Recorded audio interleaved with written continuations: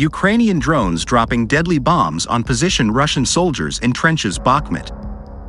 Recently, a Ukraine drone footage showed Ukraine's military has launched attacks on Russian forces in the key frontline Bakhmut region, Russian officials and military bloggers say. They say Ukrainian troops backed by tanks, artillery and drones are trying to advance south on frontline. However, the Ukrainian drone operator troops carried out reconnaissance and attacked the Russian soldiers with deadly grenades hiding in the trenches.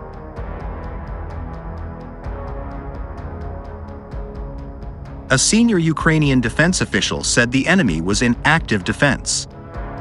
Several military experts have said the focus of Ukraine's long-awaited counter-offensive will be Bakhmut.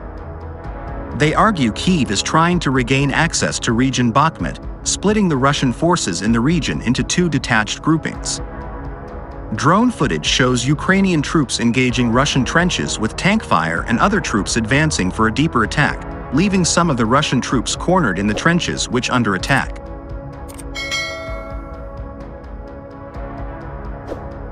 Ukraine has been planning a counter-offensive for months, but it has wanted as long as possible to train troops and to receive advanced military equipment from Western allies. The government is deliberately saying little about its plans, but its forces are now probing Russian positions at several points along the front line, looking for signs of weakness. Meanwhile, Russian attacks on Ukraine continue. Overnight, it launched fresh cruise missile and drone strikes, with falling debris killing at least one person in Zhytomyr to the west of the capital Kyiv.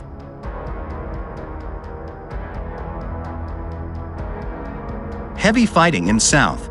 Russia seized most of the Zaporizhzhia region soon after President Vladimir Putin ordered a full-scale invasion in February 2022.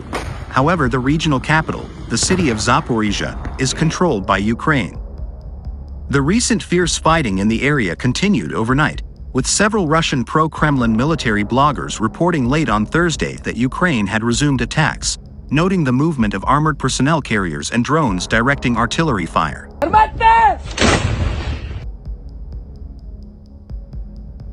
Vladimir Rogov, a Russian-installed local official, said Russian troops were holding their positions amid active fighting towards the city of Tokmak, seen as a key target for Ukraine as it seeks to advance to that city. It is difficult to verify the competing claims by both sides.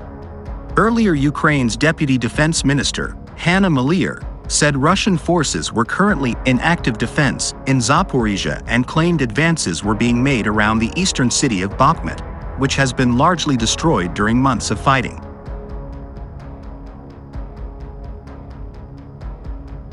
In a post on social media, Ms. Hanna Maliar said that, despite stiff resistance and the enemy's attempts to hold to their positions, our military units advanced in several directions during the fighting. She said in Orahovo, Vasulivka and Pereskovivka, Ukrainian troops gained from 200 meters to 1.600 meters, while in Ivanivsky and Klishchivka they advanced between 100 meters and 700 meters. All four villages are located within several kilometers of Bakhmut. The battle for the city in the Donetsk region has been the longest and bloodiest of the war.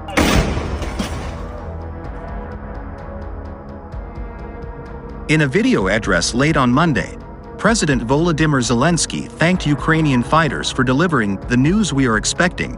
On the Bakhmut direction, the enemy knows that Ukraine will win, he said. The Russian paramilitary group Wagner had claimed to have captured the city in late May. In recent weeks, some analysts have suggested Kyiv's forces are attempting to encircle Bakhmut and trap Russian units.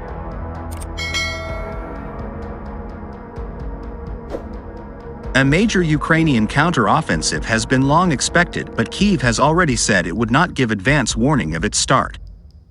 There has been a notable increase in military activity, with Ukraine claiming to have made marginal gains elsewhere on the front line. The latest reports are being seen as a fresh sign that the expected Ukrainian push may have begun. This comes a day after Moscow said a Ukrainian large-scale offensive in the Donetsk region had begun.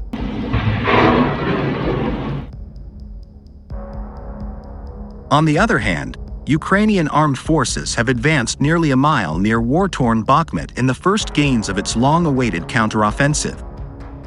We're trying to conduct strikes on the enemy, "We're counterattacking. We've managed to advance up to 1,400 meters on various sections of the front."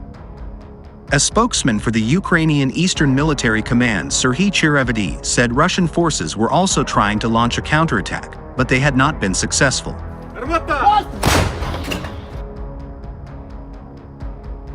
Ukrainian President Volodymyr Zelensky acknowledged that the counteroffensive was underway at a press conference in Kyiv alongside Canadian Prime Minister Justin Trudeau. Zelensky also said that the counteroffensive, defensive actions are taking place in Ukraine, but "I will not speak about which stage or phase they are in."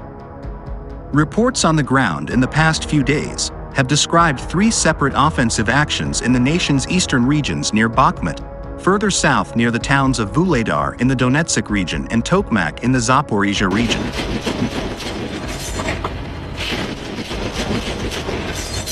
Russian President Vladimir Putin said that Moscow can definitely state that this Ukraine offensive has begun, a statement Zelensky called interesting. "It is important that Russia always feels this, that they do not have long left, in my opinion," Zelensky said.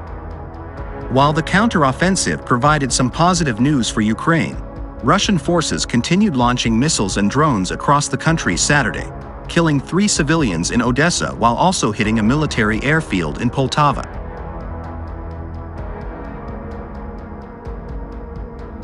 Ukrainian troops counterattacked by launching 8 ground missiles and 35 drone strikes, although 20 drones and 2 missiles were stuck down by air defense systems. Natalia Humaniuk, the Southern Military Command spokesperson, said from the attack that a 29-year-old Russian soldier was also killed in the northeast region of Kharkiv, which was bombarded by artillery troops Ukraine. At least 27 others, including 3 Russian soldiers, were injured in the fighting, Natalia said.